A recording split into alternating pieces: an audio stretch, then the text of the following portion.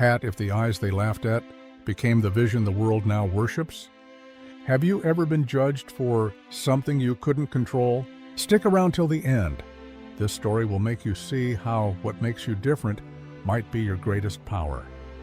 They all laughed at his eyes, but 10 years later, they deeply regretted it. They called him cursed before he could even speak. Milan was born during a thunderstorm in a remote Ghanaian village called Sambe. His mother, Kemi, gave birth to him alone in their mud brick hut after her husband fled the room at the sight of the newborn's eyes, blue, glowing faintly even in the dark. The midwife screamed and crossed herself. "This is not a child," she said. "This is an omen." From that night on, whispers followed Milan like a shadow. Kids refused to sit next to him in class. Elders warned their children, "Stay away from the boy who carries storms in his eyes." His father never came back. And though Kemi loved her son fiercely, even she couldn't protect him from the village's scorn. When Milan was 5, the school banned him from group photos. At 7, a market woman claimed her crops had spoiled because he walked past her stall. At 9, when the village well dried up for 2 days, someone threw a rock through their window with a note, "Take your demon child and leave." But Milan was no demon. He was kind, quiet, deeply curious. While others mocked him, Milan found peace in drawing. His mother gave him charcoal and scraps of paper from the back of the church, and he'd spend hours sketching trees, animals, people, all from memory, always with piercing precision. His drawings didn't just capture life, they glowed with it. One day, a teacher looked over his shoulder and gasped. Milan had drawn a woman crying, with raindrops falling inside her house. But it wasn't raining. Later that day, the teacher got news. Her sister had passed away, and during the funeral, hundreds of miles away, it had rained. "He sees truth," the teacher whispered, "even the things hidden." That terrified people even more. Kemi tried to keep him safe. At night, she would hold him close and whisper, "Your eyes are not a curse, my son. They're a key. But the world doesn't yet know what door they unlock."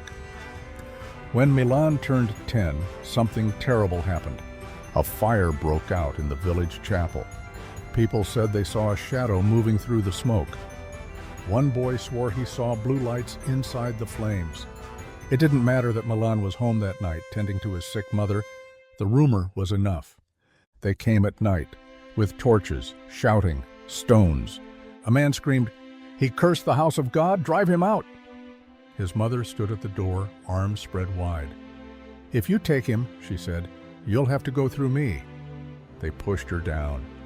Milan didn't scream, he didn't cry. He just looked up at the people he once called neighbors, with eyes like a shattered sky, and walked away. He packed his sketchbook, a broken pencil, and the baby scarf his mother once wrapped around his head. She clutched his hands, trembling. "Go," she said. "Not because you're cursed, but because this world is too small to hold your light."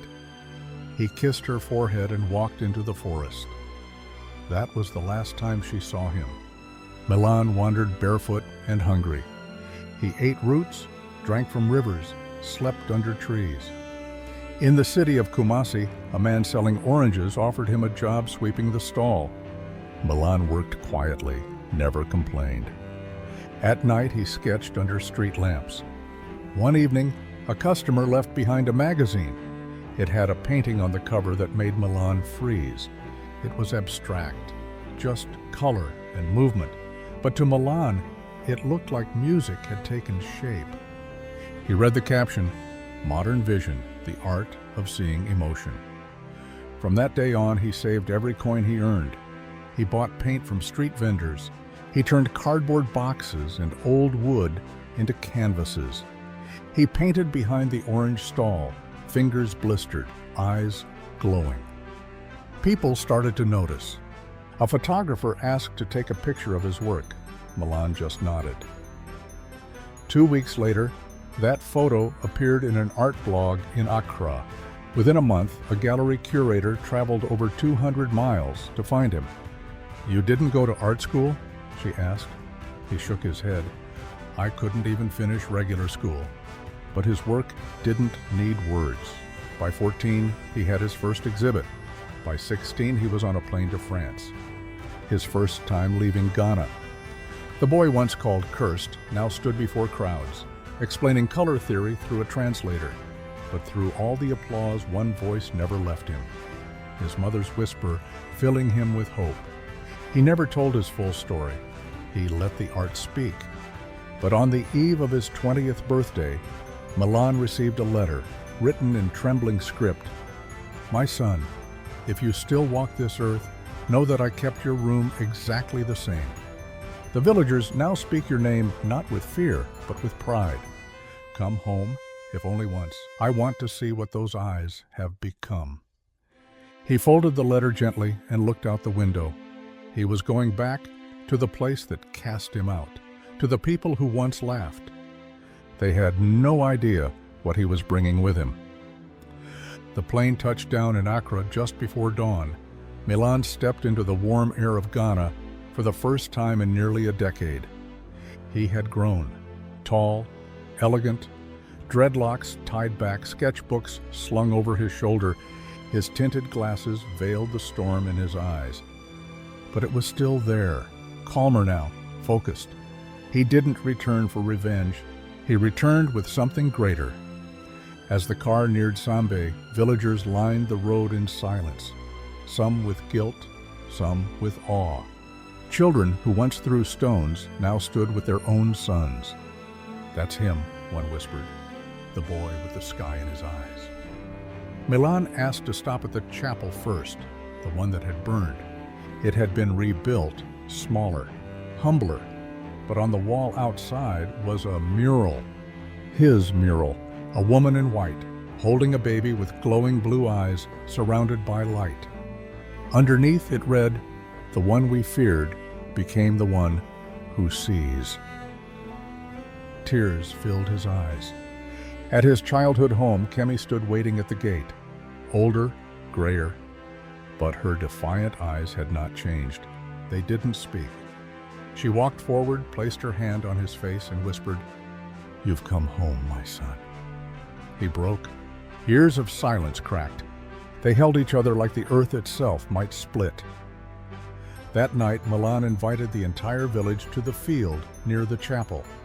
A massive white tent had been set up. No one knew why. Under the tent were 20 giant canvases, each hidden by a black veil. Milan stepped forward, removed his glasses, and looked at them. Truly looked, for the first time. No one laughed. They stared in silence. Many saw their reflection in his glowing eyes. He spoke softly. "You feared me because I looked different. You hurt me, left scars you couldn't see, but I thank you because pain gave me purpose, and purpose gave me vision." He turned to the canvases.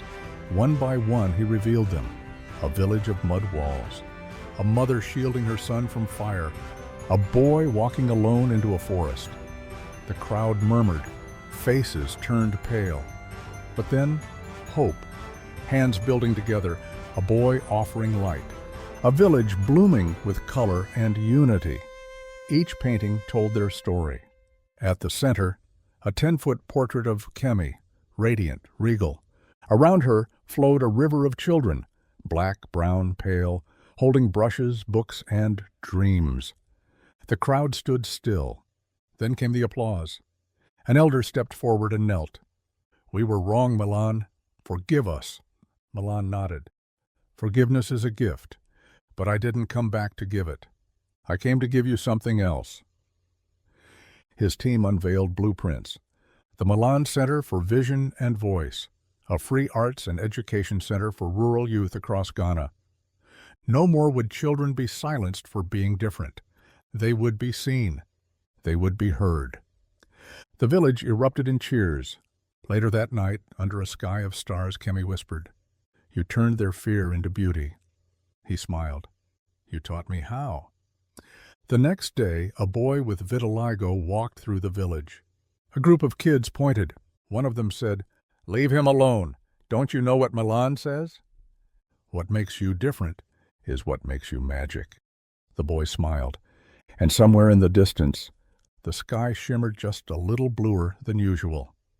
If this story moved you, don't forget to like and hit that subscribe button for more emotional, dramatic, and unforgettable tales. And tell us in the comments, where in the world are you watching from? We love hearing from all of you. Until next time, stay kind, stay curious, and keep watching.